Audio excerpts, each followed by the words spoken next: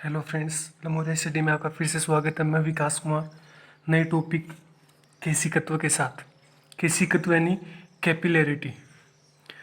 केशिकत्व क्या होता है? केशिकत्व को समझने से पहले अपन समझेंगे कि केश नली क्या होती है। केश नली एक कांच की नली होती है, ठीक है, जिसकी त्रिज्या बहुत ही कम होती है।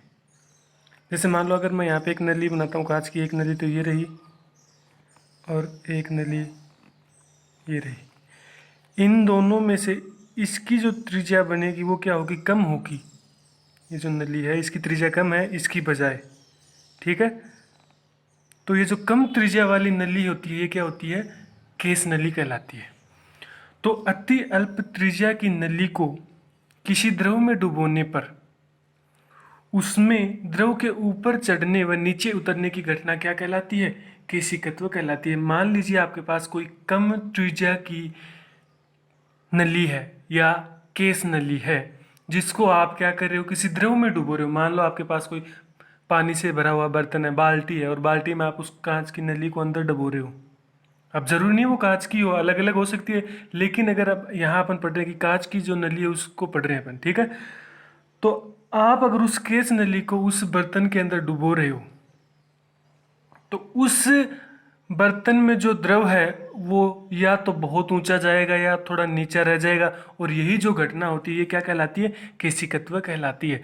यानी अति अल्प त्रिज्या की नली को किसी द्रव में डुबोने पर उसमें द्रव के ऊपर चढ़ने व नीचे उतरने की घटना को ही क्या कहते हैं? केशिकत्व कहते हैं। दैनिक जीवन में आप बहुत बार देखते हो कि जैसे ही आप कोई कांच की नली को ना पानी से भरी बाल्टी में डुबोते हो तो उस कांच की नली में जो पानी है ना वो ऊपर आ जाता है। जो द्रव का तल होता है उस तल से ऊपर आ जाता है। तो यही घटना क्या कहलाती है? केशिकत्व कहलाती है।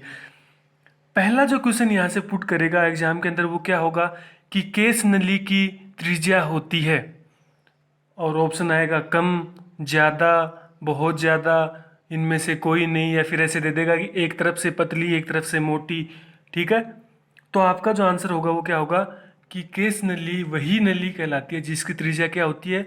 कम होती है, ठीक है। इसको चेंज करेगा क्वेश्चन को तो वो क्या दे देगा? व्यास दे देगा। भाई त्रिज्या तो क्या होती है? आधी होती है, ये देखो यहाँ तक की त्रिज्या होती है, ठीक है। लेकिन वो पर्सन को घुमाने के लिए क्या कर देगा कि जिसका व्यास कम होता है। तो एक ही बात है, त्रिज्या कम है, व्यास कम है तो त्रिज्या अपने आप ही कम हो जाएगी, ठीक है। अब देखो कि कौन से द्रव कांच को जो भिगोते हैं उनमें पानी या द्रव जो होता है वो किस प्रकार से क्रिया करता है, ऊपर जाता है नीचे जाता है। तो पहला जो पॉइंट है वो आपको अच्छे से पढ़ना है कि जो द्रव कांच को भिगोते हैं वे कांच की केस नली में ऊपर चढ़ जाते हैं। यानी कि जो द्रव कांच को भिगोएगा वो जो कांच की जो केस नली है वो उसके अंदर क्या हो जाएगा? ऊपर चढ़ जाएगा, ठीक है।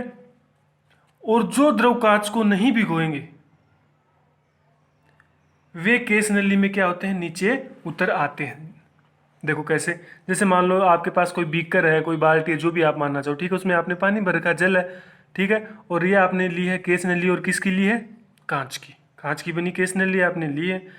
तो आप इस केस नली को जैसे इसमें द्रव में डाला, आपने इस पानी में डाला, तो देखो इस बर्तन का जो स्तर है पानी का वो यहाँ तक है, लेकिन जैसे ही आप इसके अंदर केस नली डालते हो तो वो द्रव क्या हो जाता है? केस नली में ऊपर तक चढ़ जाता है, ठीक है।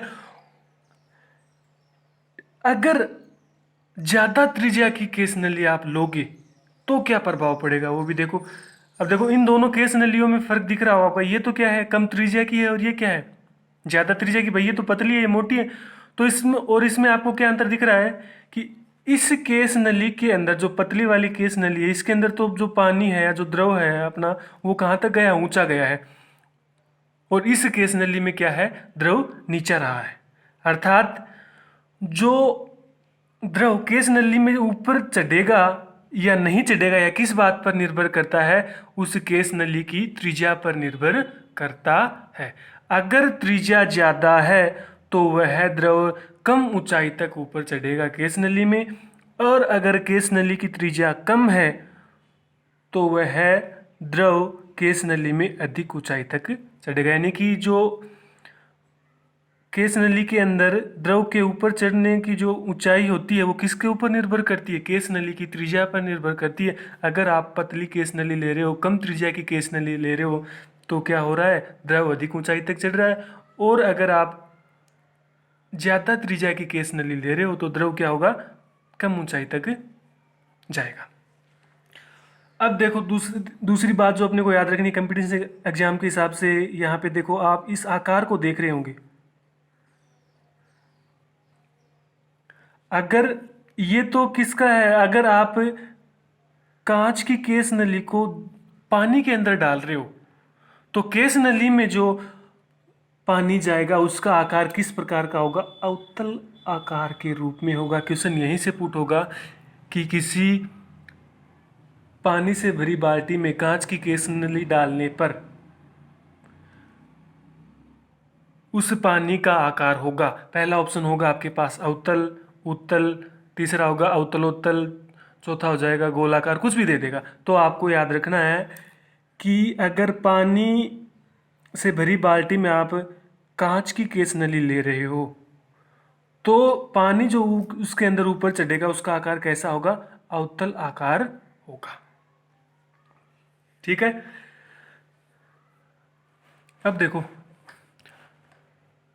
अर्थात त्रिज्या कम होने पर द्रव केस नली में अधिक ऊंचाई पर जाएगा। अभी पढ़ा अपन ने कि त्रिज्या कम होगी तो द्रव जो होगा वो केस नली में अधिक ऊंचाई पर जाएगा, और अगर त्रिज्या ज्यादा होगी तो वह क्या होगा? द्रव केस नली में कम ऊंचाई पर जाएगा।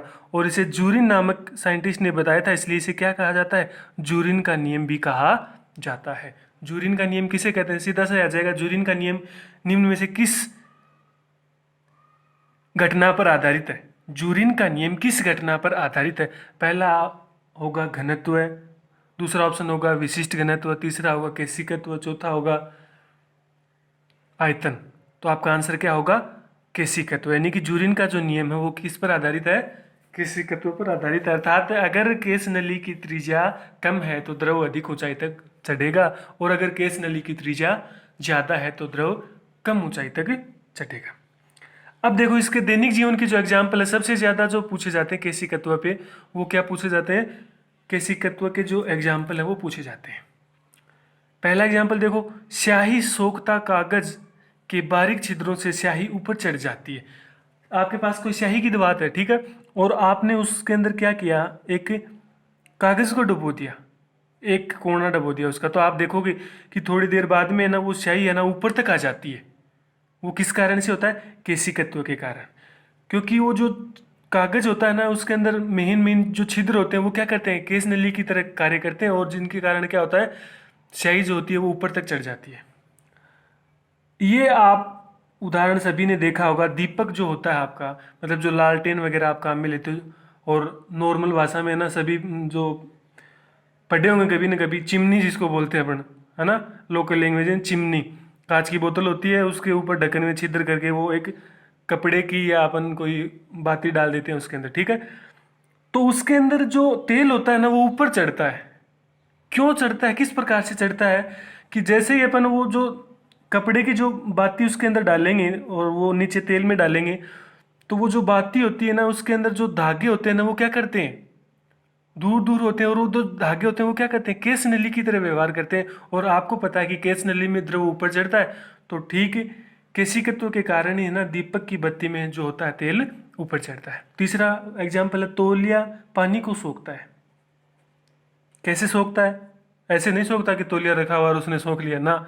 मान लो आपके पास तौलिया है, ठीक है, और आपने क्या कर दिया? उस तौलिया को पानी से भरी बाल्टी में उसका एक साइड है ना उसके अंदर डाल दी पानी में, तो आप कुछ देर बाद में देखोगे कि वो तौलिया जो है ना, आपने तो केवल एक साइड डुबोई थी, लेकिन वो धीरे धीरे धीरे क्या हो जाता है? दूसरी तरफ तक है ना वो तौलिया भीग जाता है। उसका कारण क्या है? उसके अंदर जो धागे होते हैं वो क्या करते हैं? केस नली की तरह व्यवहार करते हैं, और वो पानी क्या हो जाता है? धीरे धीरे ऊपर चढ़ जाता है।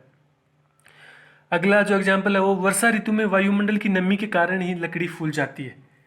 आपने देखा होगा कि अगर अपन बाहर कोई लकड़ी का टुकड़ा छोड़ देते हैं बारिश के मौसम में, ठीक है, तो वो धीरे धीरे क्या हो जाता है? वो लकड़ी क्या हो जाती है? फूल जाती है। उसका कारण क्या है? वो जो लकड़ी होती है ना उसके अंदर जो रेशे होते हैं वो क्या करते हैं? केशिकत्व का कार्य करते हैं, केस नली का कार्य करते हैं, जिससे पानी है ना धीरे धीरे उसके अंदर सोख लिया जाता है, जिस कारण से वो लकड़ी फूल जाती है। और ये एग्जाम्पल आप सभी ने देखा है।